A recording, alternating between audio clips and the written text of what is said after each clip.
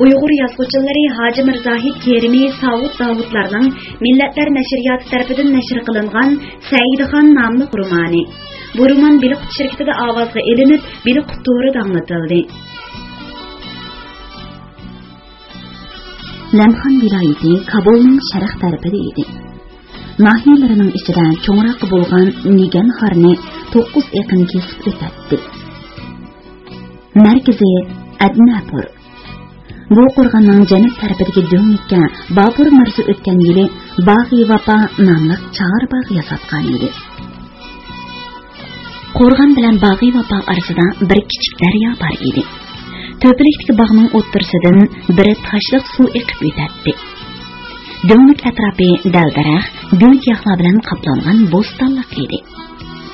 Bog'ning g'arbi janub tarafidagi ko'l aynakdek yaltiraydi. Saidxon Lamxon viloyatining markazi bo'lgan Adinapur qal'asi turib qoldi. Bu yerning havosi sop edi. Qishda bek sovuqmi, yozda pishg'irin issiqmi bo'lmaydi. Shunga onasi Xadicha Sulton begim bilan singlisi Afruza Sulton begimni o'z yoniga elib kelib olgan edi. Bilqut xazinasi. U yoz kunlarini Bag'i Vapada, qish kunlarini Adinapur qal'asining qo'rg'onida o'tkazishni ko'ngliga pukdi. Saidxon Qanotbegni qo'rg'on begi qilib tayinlagan edi. Mirza Haydar bo'lsa Saidxonning ayrilmas do'sti, hamrohi, maslahatchisi, sirdoshi edi. Bu bir navrishga aylanib Qanotbegni ilib shikorg'ini chiqardi. Ular tirik tutib kelgan orqar, maral, kiyiklardan 7-8ni Bag'i Vapada boqatdi. 13 yoshlik Afruza Sulton begimmi, Gulsima Sulton begimmi birdan kiyik barsini beqib olgan edi. Gulsuruq Banu o'zining Saidxonga oshiq bo'lib qolganini hech kimga tinmagan edi. Saidxonmo bu haqda hech kimga eg'iz ochmadi. Har ikkalan bir-biri bilan uchrashib qolishdan hazar aylaydi. Bu yil Adinapurda qor yog'may qish o'tdi. Bahor kelishi bilan tang gul-giyoh, dal-daraxtlar ko'karib, Adinapur ajoyib go'zallashib ketdi. Chechak echilgan chaqda onasi Xadicha Sulton begim, hamshirisi Afruza Sulton begim, Saidxon va xotini Gulsima Sulton begimlar bilan qal'adan Bag'i Vapaga ko'chib chiqdi. Uning davati bilan Mirza Haydarmo xotini Gulnigar xonim va o'g'li Farhod begni elib Bag'i Vapa qasridan joy oldi. Qanot begi shuncha qilsa-mu Gulsuruq Banu baq ko'chib chiqishga unamadi. Qo'rg'on yangi bo'lgani uchun bog'dan ko'ra qal'ada turishni o'ziga muvofiq ko'rdi.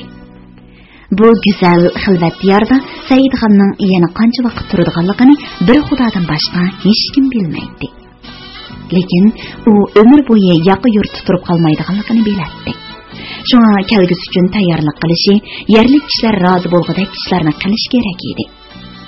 Saidxon Mirza Haydar Qanotbeylar bilan maslahatlashib, xotin bola chaqalarining yeb ichish bilan bo'lib ketmay, bilim egilishi, zarur tepilsa jangga kirib dushmanga taqobil tura oladigan bo'lish uchun ularga atdiganda diniy bilim, arab tili o'rgatadigan, peshindan keyin ot minish, o'qya etish, qilichvozlik, nayzavozlik mashqlarini qildiradigan bo'ldi. Adinapurdagi hayot shunday boshlandi. Yosh Chechen Afruza Sulton begim bo'libmi jang mahoratini egillash mashqida hammadan o'tib ketdi. Gulsuruq Banu arab tilini o'rganishda hech kimni oldiga o'tkazmadi. U bir dasturxonda bo'lgan chaqlardimi Saidxonga zodila qaramadi. Mirza Haydarning ayoli Gulnigar xonim o'rganishga berilib, ot minish, o'qiya etishga ancha qiziqmadi. Hamma jihatdan erga moslashishni o'z baxti deb sanaydigan Gulsima Sulton begim o'rganishga tirishib qolmay, jang mahoratini egallashga nihoyat ko'ngil bo'ldi. Ot chepish, qilichvozlik mahoratini tezda egallab oldi. Atganlik diniy dars ham arab tili o'rgatishni Mirza Haydar ustiga olgan edi. Jang mahoratini o'rgatish mashqi Saidxon Qanotbeg bilan daqamda elib boradi. Ba'zida ayol birlikda shikarga chiqishardi. Saidxonning kunlari tej, xushal-xuram o'tayotganda qolsa-mu, hasrat xemi kuchayib, orzusi uni taqatsizlantiradi. Shikar qilish, qal'ani yo'qlab chiqish, onasidan hol so'rash, xotini bilan shirin kechalarni o'tkazish uning murodi emas edi. u doim Mirza Abubakir bilan jang qilib tushaydi. Tömür qafas ichida aylanib yurgan shirdak Adinapurni aylanib xiyol suratdi. Fikri yurgizatdi. Chora amal izlaydi. U bugun ishkarga chiqib ketib, biri ona kiyikni tutib elib kelganda qiyam tush bo'lgan edi. Bag'i vapaning o'ttirsidagi chimanzar do'nglikda chechak turab turgan xotoni Gulsima uni ko'rib oldiga yugurib keldi. "Yana kiyik kelib keldimi, shahzoda?" dedi kaynidan yugurib kelgan qora bo'yin kiyikning beshini silab. "Aslida ya bilan etib o'ltirib, go'shini elib kelmoqchi edim. Bu kiyik hamroh bo'lsin deb tirik tutib elib keldim," dedi Saidaxon. "Rahmat shahzoda, endi bu kiyikim yetim sirmaydigan bo'ldi. Buni Gulnigar xonimga beraylik, shu baxsin." "Ma'qul, Mirza Haydar ko'rinmaydi-ku. U akamiz kitob o'qiyotamdikin yoki yozyaptamdikin uydan talog'i chiqmaydi-ku. Onam uxlayotamdi. Jaynamoz ustida tasbih serib o'ltirdi. Sizlarning g'amlarida duo bilan o'tyotdi. Afroza Sultan begim uning yanida kashti to'qib o'ltirdi." Gulsima Sultan begim banan daraxtlari orasidan ko'rinib turgan qasriga qarab, izo tortgandek bo'lib eridan sal yiroqlashdi. "Xonish, xon onam eshik oldida bizni qarab turibdi emasmi? Bu kiyikni onamga ko'rsatay." Saidaxon xotiniga ko'z qisib qo'yib, kiyikni elib onasi oldiga keldi. "Assalomu alaykum, hurmatli ona. Salomat turamlar." "Va alaykum assalom bolam. Xudoga shukr. Yomon emas turibman. Odam qiyrigonda saq bo'lolmaydigan o'xshaydi," dedi Xadicha Sulton begim o'g'liga maslahatga kelib. "Shikariga ko'p chiqadigan bo'lib qoldilar-ku. Kiyik kelib keldimi, shahzoda bolam?" "Bo'ri qo'llab berib qolgan ekan. Solni tashlab osonli tutib oldim." Xadicha Sulton begim yaqin kelib edi, kiyik uning qora shayponikining etikini purdi. U Sulton Ahmadxon o'lib ketgandan beri hozirlik kiyimini tashlamagan edi. "Bolam, bu kiyik bo'g'iz o'xshaydi. Qo'yib bersilar, duo qilay." "Duo qilmasalmi, qo'yib beray ona." Saidaxon kiyikning bo'yniga chiqqan tonni yeshib uni qo'yib berdi. Kiyik taxlab, sakrab, yiroq-yiroq berib, bo'ynini qayirib qarab qo'yib, pastga tushib ketdi. Uning kaynidan qarab qolgan ona qora bo'yin kiyikning beshini silab turgan kelinni ko'rib, yoqtirmagan qiyofatda beshini ig'itib qo'ydi. U oddiy dehqon qizi bo'lgan bu kelinni toza yaratmaydi. Shoh sultonlarning qizlari shuncha ko'p turganda, bu nasabi tuvanni nimishqa olgandi deb o'g'lidan norozi bo'ladi. Ammo og'zidan chiqarib aytolmaydi. Saidxon buni biladi. Xotini garchi xafa bo'lmasa-mu, meni yaratmadi deb nayizlanadi. Shu topda onasidagi norozilik, xotinidagi ko'ngli g'ashlikni his qilgan Saidxon: "Ona, yursilar.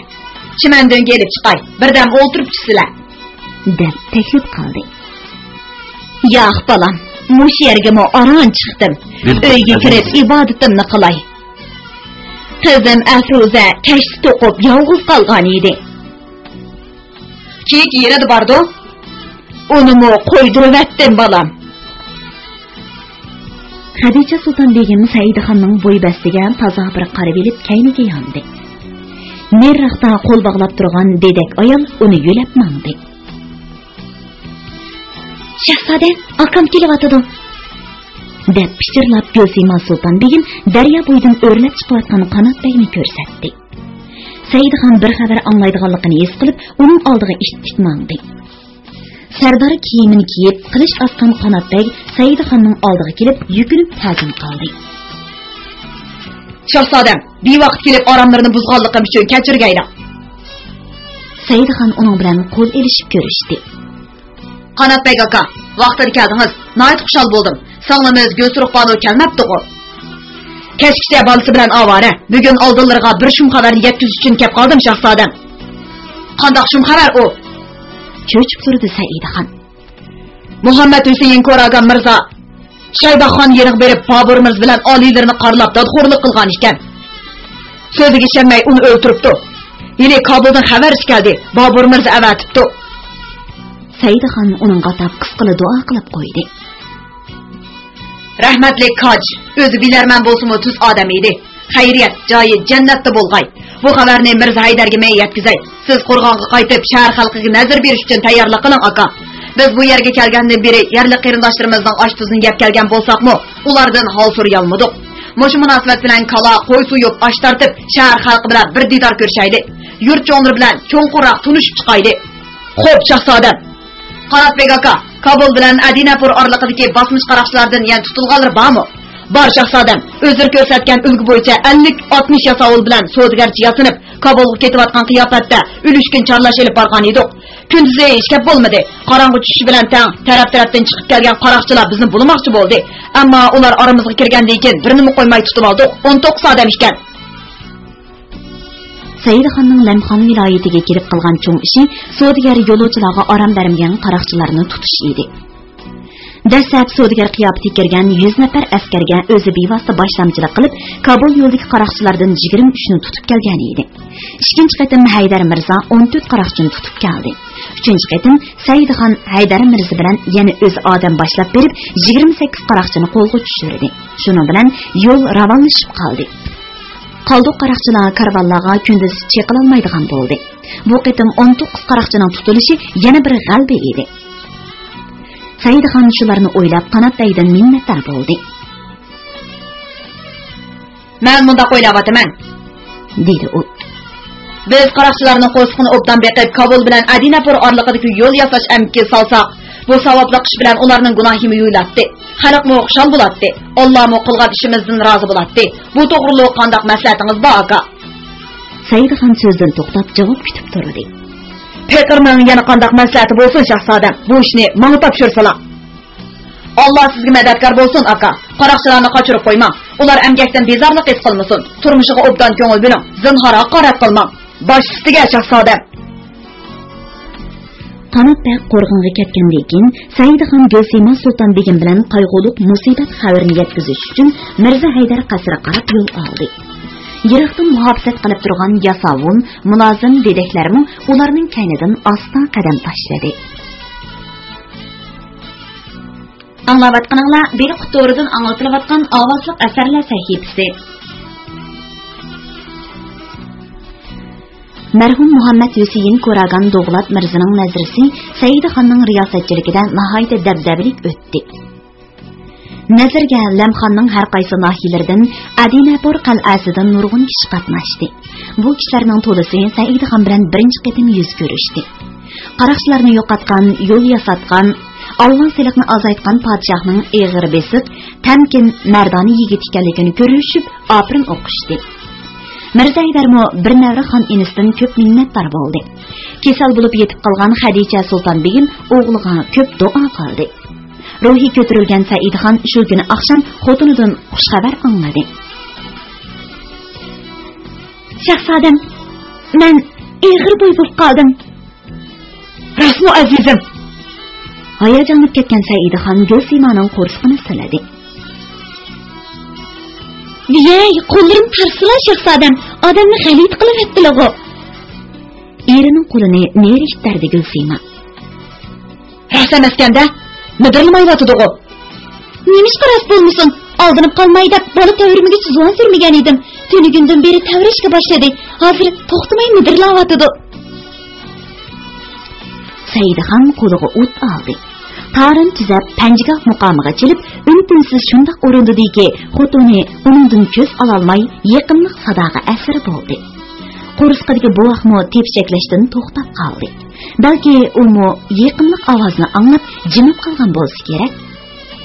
Saidxon oxirida bu g'azalni o'qidi. Qaysi gulshanning yuzingdek bir guli ra'no sabah. Qaysi gulning bir meningdek bulbuli shayda sabah. Öri birla cennetul ma'ivani ko'nglim naylasin. Yarning ko'nglida 100 ming jannatul ma'iva sabah. Yüzi özra kakiru zulpin perişan körgeli, ey Said osh pishti ko'nglimning ajab savdo sabah. Bu g'azalni o'qib bo'lib dedi. Balamni ko'rishga shuncha taqazzo bo'lyapman. Hozirmi tavrab o'tamdi. Bütün vücud bilan suyunib ketgan Gulsima uning qo'lini qo'rsq ustiga qo'ydi. To'xtab qopdi-ku. naqshilarni anglab huzurni vasi kerak. Saidxon hayajonlanib kuldi. Tavrandi, shundoq jiddiy harakatlanishga boshladi-ku azizim. Arzusiz yashaydigan odamlar dunyoda yo'q. Hamma odamning o'zi uchun arzusi bo'ladi va shu arzuning amalga oshishi uchun o'xshamagan darajada tirishib harakat qiladi, intiladi, izlanadi. Ba'zilar mush ko'tarsa, ba'zilar qilich ko'taradi. Ba'zilar kulsa, ba'zilar yig'laydi. Ba'zilar egilsa, ba'zilar g'odiydi. Ba'zilar azoblansa, ba'zilar rohatlanadi. Dunyoda arzuga yetganlar, yetilmaganlar ko'p bo'lib, hayot shundoq davomlashaveradi. Saidxonning hayoti yuksak arzudan kuch-quvvat deb o'tib-o'tadi. U Lamxon viloyatini so'rab, Bag'iy va Pada yana bir yozni o'tkazdi. Sil kasal bo'lib qolgan Xadicha Sulton begim meni Mo'g'ulistonga elib ketmading deb o'g'liga hamisha taftan qildigan bo'lib qoldi. Dilqut xazinasi. Saidxon bir qarorga kelgandan keyin Bobur Mirzoga Kabuldan ketadiganligini bildirib, bir parcha xat yozdi. Kuz fasli kirib, anori beyi pishgan mezgilda Bobur Mirzodan javob xat keldi. Azimat inim Saidxon deb yozgan edi Bobur Mirzo. Biz oldirgan bilan Alloh oldirmaydi ekan. Men bu haqiqatni endi tushunyapman. Shohlarning shohi bo'lishga oldirgan edim. Biroq shohlarning hokim bo'lib qoldim. Kabuldagi kichkina tog'liq diyorni ikkimiz so'rayapmiz-ku. Bundaq desam, buyuk orzu maqsadlarimizga mangu yetolmaydigan o'xshaymiz deb qolma. Mushaqqat, qiyinchiliklarga chidashlik berib, Allohning siniqidan o'tsak, irodamizdan yonmasak, murod topa olamiz. Bu qitim Janobi Alloh beshimga keltirgan musibat, xotinimning tug'utida yangidan dunyoga kelgan o'g'il bolam bilan birga qazo tepishi vujudimni larziga selib, butun o'tmishimni qayta eslatdi. Men o'lim, judolikning qanchalik hasratlik bo'lganligini aqlim, tenim bilan sezib, o'ltirilgan odamlar uchun chin qalbimdan tavba qildim. Qaytadan to'ralgandek bo'lib, har nima ishni o'ylab qiladigan bo'ldim. Alloh xolisa, qarali kelmasa, har qancha qilsam ish vujudga chiqmaydi ekan. Xetingizda oningizning kasalligini, rafiqingizning eg'ir oyoq ekanligini aytib, Qashqar taraflarga ketmoqchi bo'layotganligingizni bildiribsiz. Hozir sovuq tushib qoldi. Oningiz davolanib biroz yaxshilansin. Bola tug'ilib o'mirgidek bo'lsin. Uninggacha Alloh yaxshi sharoitlarni yaratib berar. Agar tug'ilgan bolangiz o'g'il bo'lsa, ismini Abdulrashid qo'ygaysiz. Bu nomning xosiyati ko'pdir. Taqdirning bu karomatidan bilib qo'ying. Akfu Mas'ud Mirzani ko'r qilib, Boysung'ur Mirzani o'ldirgan rahimsiz qotil Xusrav shohni Shoybaqning o'g'li Hamza Sulton mag'lub qilib, Qunduzni kollasini chepibdi va kollasini Xorazmdagi Shoybaqxonga avatib beribdi. O'g'illarining fojialik taqdiridan qo'rnib, qabrisi tinch yotolmagan marhum tog'am Sulton Mahmud Mirza endi tinchlangandı. Xudoning qudrati ana shunday hikmat ekan. O'sh olg'usi bo'lgan bizlarni bu yerda qartib qo'yib, dushmanni dushman tig'i bilan jazoladi. Shoybaqxon Iron podshohi Ismoilxon bilan xiris qilishyotdi. Bu bir fursat. Yuqorida aytganimdek qish o'ssin. Ondan sizni Anjon, Qashqar taraflarga uzatib qo'yay. Alloh sizga yor bo'lsin. Xadicha Sulton begimga yaxshi qarang. Dedor ko'rishgacha omon bo'lg'aysiz. Og'ingiz Bobur Mirzo. Saidxon xatni o'qib, o'yga cho'mib o'ltirib qoldi. Bir piyola anar sharbati ko'tarib uyga kirgan Gulsima shap chiqarmay menib, erining yeniga keldi. Maktub uning tizib turadi. Kimdan keldi? Gulsima anar sharbatini sunib berib etib so'radi. Saidxon anar sharbatini ichgach javob berdi. Podshoh Bobur Mirzodan. Nim deb yozibdi? Yana bir necha oy ta'xir qilib yo'lga chiqishim haqida maslahat beribdi. Tug'ilgan bolamiz o'g'il bo'lsa, Abdulrashidxon deb ot qo'yishimizni topilibdi. Men bu yerda qandoq tug'arman? Anjonda ota-onam oldi tug'sam bo'ladi. Gulsima ko'ziga yosh elib, erining yanida qing'iyib o'ltirdi. Uning qo'rsqi xiyilida yo'g'inib qolgan edi. G'animan azizim, Xudo o'zi oson qiladi. Bu yerda sizga yana Gulsuruq Banumi bor, onam bor. Undaq deganlar bilan qo'rqadigan kishi bola hilaytimni usib odamga jafo silyotdi. Mana tutib ko'rsizlar. Saidxon Gulsimaning qo'rsqini silab, qo'lini tortib oldi. "Yey, seni qo'rqityaptimi nima?" Gulsima hayajonlanib qolgan eriga talmurib qaradi. "Ishlab oladiganda qo'llarini yig'ib oldilar-ku." Saidxon kulib soldi. Yo'q, qo'rqmadim azizim. Ajoyib tuyulib ketdi. O'g'ildek qiladi. Shundoq bo'lsin ilohim, podshoh Bobur Mirzoning tilkini Xudoyim yerda qo'ymas. O'g'limiz tug'ilsa ismini cho'qim Abdulrashidxon qo'yib bersalar, bu ism menga yiqib qoldi. Ma'qul azizim, dedi Saidxon xotinning qo'rsqini silab turib. Gulsima kichik boladek erkilab, erining ko'ksiga bosh qo'ydi. Xudo buyursa balamiz tug'ilib 3-4 oydan keyin yo'lga chiqamiz. Kelar yozni bog'i vafoda o'tkazolmaydigan bo'ldik. Nima degan go'zal voqea bu? Ketdilar kelmayvatamdi? So'radi Gulsima xafa bo'lib. Anjan bundoq chiroyli emasmikan? Bog'i vafo go'zal bo'lgan bilan qo'rg'on ichi qarsila ko'chib kirgan neberi zindonga so'nib qolgandek bo'lib qoldim. Ondaq deb ketmang azizim. Tomlari egiz, o'ylari qorong'i bo'lgan bilan bu qo'rg'on tinch. O'zi yaxshi ko'rgan yerdan odamning ayrilmoqi tas. Anglasam, lamxonliqlar Saidxonni ketkizmaymiz. U bizni qaroqchi o'g'rilardan xalos qildi. Menishga bo'lmaydigan yo'llarni yasib ravon qildi. Hol kunimizni yaxshilab qo'ydi deb yurish kerak. Bu yerda qala olmaydiganligimizni taqdir belgilagan. Ona vatanimga, tug'ilgan ilimga qaytish orzuyimni emas, hayot nishonim. Saidxon o'rnidan turdi. Nega boralar shahzodam? Bugun juma kuni emasmi? Juma namozni o'tigili Mirza Haydar bilan Adinapurdagi cho'ng jamoaga boraman. Balamizning salomat tug'ilishi, safarimizning o'ng'ishli bo'lishi uchun xayr-saxovat qilib kelaman.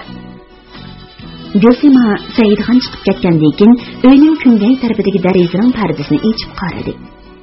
G'urrida urilgan kashkuz shamoli uning qora chochlarini so'yib o'tdi. Bu qo'rg'ondan Adinapur qal'asi to'liq ko'rinib turardi. Anglayotganinglar bir qutoridan anglatilayotgan ovozliq asarlar sahifasi. 20-bob. Kasanda bo'lgan jang. Mavara Unnahirga 13 yil hukmronlik qilgan Muhammad Shaybonixon Xorason, Xorazm, Badaxshon allarini besib olib qolmay, Iron chegirsig'ini usib boradi. U ming'an begunoh kishilarning jiniga zamin bo'lib, g'ojjog'i dafnan olgan edi. Oxirida o'zini hammadan kuchli sanaydigan bu Qaramxon Farislarning podshohi Ismoilxon bilan Marviy ko'plikda bo'lgan jangda yengilib, Hijriya 916-yili bo'g'ib o'ldirilgan edi. Podshoh Bobur Mirzo avatgan ayg'oqchidan birinchi qitim bu xabarni anglagan Mirza Haydar shu an tarixiy voqealarni yozayotgan xotirasiga bularni tuzib qo'ydi. Bu qonxo'rning qini o'zining to'ymas qarni qo'yilibdi. Yerga bir tomchimi oqmabdi. O'zi boshqalarga qilgandek tunjuqtirib o'ldirilibdi. Podshohlar buningdan ibrat olish kerak, deb o'yladi Mirza Haydar qo'rg'ondagi Saidxonning da'vo so'raydigan sarayga kirib ketib edi. Taş tövrüklik Töçaz sarayının törüde mulazimler bilen oturgan şahzade işti kirip gelgen dostunu görüp orundan turdu. Assalamu alaikum şahzade. Salam verdi Mirza Haydar. Ve alaikum assalam. Cevap kaytırdı Saidxon. Merhaba, merhaba Haydar ağa. Yolunuzu qarab turattım. Şahzade, Padişah Babur Mirza'nın yeniden texe ilini haberci geldi. O biz anlaşık takazda bulgan xush haberini etkepti. Qanda xush xabar ekan ağa. Shaybonixon Paris shohi Ismoilxon tarafidan o'ldirilibdi. Bobur Mirzo bizni Kabulga kelsin deydi. Saidxon hayajonlangandan boshqa gap qilmay Mirza Haydarni quchoqladi va saraydagi mulkiy harbiy mulozimlarni safarga tayyorlik qilishga buyurdi. Xudo xolisa biz atdegan yo'lga chiqaylik. Mirza Haydar ağa, siz onam, singlim va oilamizdagilarni erib menishga mas'ul bo'ling. Qanotbek o'z odamlari bilan bizdan burunroq yo'lga chiqib atrofni chorlab maqsud. Men barliq askar yasovlarni boshlab bag'ay. Bu so'zimni esinglarda tutinglarki, dedi u tapilib. Avam xalqning narsa keraklarini podshoh Bobur Mirzoning urug' tuqqan amaldorlarga tegishli mulklarni so'ramay yoki so'rab elib menishqa, bulan talan qilishga hargiz bo'lmaydi. Avam bilan chiroyli xo'shlashib, ularda yaxshi ta'sirotimizni qoldirib ketaylik. Xo'p, shahzoda, deyishdi Mirza Haydar bilan qanotbek qo'llarini ko'ksiga elib. Mushidan kun tiklashgan edi. Bag'iy vafodagi gul giyohlar ko'karib, mevelik daraxtlar chechaklash uchun munchoq bog'lagan edi. Saidxon kechgacha bayk navkar yasovullarning mulozim xizmatchilarining harakatlarini kuzatdi. Hech qanday masala ko'rinmadi. U qal'a ishini orlab yurib, kechiga uxlamadi. ilgari bir joydan ikkinchi bir joyga yo'tkalganda bulang-talang qiladigan, qochadigan ahvollar ko'p ko'rilgan edi. Bu navbat undaq ahvollar yuz bermadi. Saidxon cho'lpon tuqqan mahalda xos hujraga kirdi. Gulsima Sultan begim ikki kelisiga bilan narsa keraklarini yig'ishtirib o'tadi. Dariz yenidagi guldor bo'shikda uyquga ketgan buvoq ko'zlarini pallada echib yana yotdi. Bu Saidxonning Hijriya 916-yili Ramazon oyining 21 kuni tug'ilgan o'g'li edi. Saidxon podshoh Bobur Mirzoning da'vati bilan bu o'g'liga Abdul Rashid xon deb at qo'ygan edi. Saidxon asta kelib o'g'lining sal turilgan peshonasiga suydi. Buvoq gul yaproqidek lallarini purib, qora ko'zlarini chimchiqiltib, tipirlab yig'lashga boshladi. Afruza Sulton begim kelib, bo'shikni tavirtishga kirishdi. Tez bo'linglar, namoz bomdatni o'qib bo'lib yo'lga chiqamiz, dedi Saidxon. Xanaka, men ketmay bag'i vafoda qolaman, dedi Afruza Sulton begim do'msiyib. Rayhongul shehidek zilva, nozik badan bu qiz aqliga kelgan cheg'ida osh tuzini yeb, suyini ichib, o'ynab kulib yurgan Adinapur qal'asiga, bo'libmi bag'i vafoga o'ginib qolgan edi.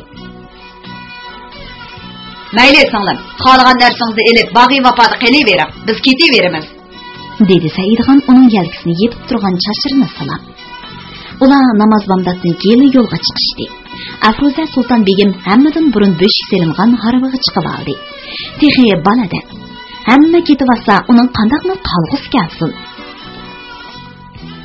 Lamxonning har qaysi joylaridan kelgan yurt mo'tivarlari Adinapur aholisi bilan birga ularga non tutib, ko'z yoshlarini to'kib uzatdi. Elib minishga qolaysiz bo'lg'ashqa baqqan kiyiklarni Saidxon qo'ydirib atdi. Alvida bag'i vafo deb pichirladi. Bular Kabulga kelganda Bobur Mirzo Saidxon va uning bolalarini o'rtaga tushirdi. Bu yerda 3 kun turdi. Birinchi kuni namoz o'qigandan keyin charchab ketgan Saidxon bo'shikda tepichaklab yotgan o'g'li Abdul Rashid xonni bir suyib qo'yib, yetibli uxlab qolgan edi. Taq yarim kecha bo'lganda uni Gulsima Sulton begim uyg'otdi. Shahzodam, tursila, yiroqdan mehmon kelibdi. Öndarib turib ketgan Saidxon sham yo'rig'ida tezlik kiyinib qilishni beliga osdi. Kim ekan u bundoq kechirib kelgan? Bilmadim, o'rda darvozani oldingi uyga boshlab qo'yib chiqib ketibdi. Menga kim xabar qildi, dedi xotini. G'uva yo'riqda nepis ish kiyimi talmirib turgan mahbubisi uningga bo'lakchi chiroyli ko'rinib ketdi. U tug'utdan turgandan keyin ko'ksi ko'tarilib, badani to'lib chiroy nurlanib ketgan edi. Saidxonning quchoqlig'isi keldi-yu, saqlab turayotgan mehmonni o'ylab tez chiqib ketdi. Bular tushgan gulzorliq, kang hovlisi bu qasr bir qancha cho'ng-kichik uylardan tarkib topgan edi. Oldingi uy hovli eshig'ining yon tarafida bo'lib, ba'zi chaqlarda Bobur Mirzo bu uyda mehmon bo'lib qolardi. Saidxon kirib, o'z ko'ziga ishonmay turib qoldi. Assalomu alaykum xon. Shapurut saqalliq, bo'yliq odam kayni-kaynidan 7 marra tizilib putuq bosh qo'ydi. Ha, O'jeli, bu sizmi? Qanday ish bilan kelib qoldingiz? Dilput xazinasi. So'radi so'g'uq nazar bilan Saidxon. Xon, men sodiq qo'llari O'jeli Botur. Tunimasmikin desam tunidilar. Allah olilarini ulug' podshoh qilib, soyillarda bizni kun kechirgil nasib qilg'ay. Inshaalloh, dedi chimriq ovoz bilan Saidxon uni mansitmagan tarzda. Xon, qandabli ketdingiz-ku? Men tahi Shaybaxonning taxtini egalligini yoki otamning taxtini tortib olgan Mirzo Abubakirning o'rniga o'tirganim yo'q. Xon bolasi bo'lganim uchun shahzoda deb atavering. Ha, nima sabab bilan meni izlab kelib qoldingiz? Mendab qolgan xo'ja eri boshqa so'z qilmay, to'nning qo'yin yonchiqidan kichik qatlangan bir parcha xatni elib, hijoyganicha uzatdi. Saidxon xatni elib o'qidi. Shah İsmail Shaybaxonning kallasini olgandan keyin butun Mavara unnahiri patparaq bo'lib ketdi. Mushundaq bir vaziyatda Bobur Mirzo lashkar tortib kelib, Xorazon Mavara unnahirga hukmron bo'lishi turgan gap. Shu vajidan biz Qulnazar Mirzo, Jahongir Mirzo, Yodikor Mirzo, Qutlug' Mirzolar shundaq maslahat qildikki, bu joylarga u hukmron bo'lgandan ko'ra sizning xon bo'lganingiz tuzuk. 20 000 odamni sizga yordam berishga tayyor qilib qo'ydik. Buning rozi bo'lsangiz, darhol otlanib kelib, biz bilan birga bo'ling. Saidxon xatni siqimdab turib, o'ziga qo'rqimsirab qolgan G'ojeriga qadaldi. Men Farg'onada, Mavara Unnahirda sarson bo'lib yurgan chaqlarimda, u mirzlar nada qolib ekan. Men shuncha jon ko'ydirib, nap ololmagandan keyin, menda qochoqdin, sizmi yuz o'rgan-ku? Necha ming begunoh fuqaroning jini zomin bo'lgan Shaybaxon o'ldirilgan bugun kunda, nima uchun meni yod etib qoldinglar? Nima uchun Boburimizdan kechmoqchi bo'ldinglar? Ammo siz bir necha kishi bilan Kabulga kelgan chig'imda, podshoh og'am Bobur Mirzo, men boshpanoh bo'lib qolmay, o'z viloyati bo'lgan Lamxon diyorini boshqurishimga badi. Otam o'rinda g'amxo'rlik qildi. Uning shafqatiga ko'z yumib vafosizlik qilsam, yaratqushim Allohga nima deb javob aytaman? Amir Temur avlodiga Mo'g'uliston xalqi qandoq yuz kelalayman? Men Xorason va butun Mavara Unnahirga Bobur Mirzon podshohi bo'lishini umid qilaman. Uningga hargiz osiylik qilmayman. G'ojeri, sening bosgan har bir qadaming g'arazli ekan. To'plandan to'qach o'qormoqchi bo'lganlarning nafga erishish uchun o'zing yuz o'rgan kishining oldiga keldingmi? Kim bir parchasini aytib bersa, shuningga quyruq shpanishtirgan ishning o'zi bo'lsan-ku, mal'un. Bahodir degan otqing nada qoldi? Saidxon so'zini tugitib to'lib edi, ishga yasovul uyga kirdi. Bu oramzodini ele chiqib, o'rtasini donib tashlanglar. Qechib ketsa, kollonlar bilan javob qilasizlar. Yasovullar eg'iz ocholmay tizlanganicha titrab turgan G'ojerining yenini oqtirib, xanjari hamyonlarini Saidxonga topshirdi. Ondan orqam bilan bog'lab, oldiga silib chiqib ketishdi. Atsi bomdoddan keyin Saidxon G'ojeri elib kelgan xatni Bobur Mirzoga berdi va uningga ahvolni aytdi. Bobur Mirzo bir navri inisining sadoqatidan qattiq ta'sirlandi. G'ojerini darg'a esishga hukm qildi. Shoh og'a, dedi Saidxon. Qandoqli bo'lmasin, u oldimizga kelib bir qancha qarniyatlarning suiqasdini oshkorladi. Qo'yib aytaylik, xolgan yerib ketsin. Dushmanga rayim qilgan odam shahar ololmaydi, dedi Bobur Mirzo. Ba'zida qon to'kmaymi, rayim shafqat bilan shahar elish mumkin, og'a. Saidxonning javobi Bobur Mirzoni o'ylantirib qo'ydi. Xayr, bo'pti. U men uni sizga topshirdim. Saidxon o'rda zindoniga berib, choh ichidan G'ojerini chiqardi. Hamyoni bilan xanjarini qo'liga tutqizib, 5 tilla berdi. Bundan keyingi umringni o'zingnimi, boshqalarni oldimay tez o'tkazgin. Kishilarga suiqasd qilmagan, qo'lingdan kelsa ojizlarga yaxshilik qil. G'ojeri yig'ilgan peti cho'nqur ta'zim qilib yo'lga ravon bo'ldi. Kabulga kelganning 3-chi kuni Saidxonlar mangmoqchi bo'ldi. Xorasonga yurish qilish tayyorligi bilan bo'layotgan Bobur Mirzo Saidxonga qo'sh bisliq shamchirini yo'lliq tutdi. Enim, siz izdan qaytmaydigan yo'l bor. Alloh bizning rizqimizni bir joydan qilmagan ekan. Xayriyat, ayrildigan bo'ldi.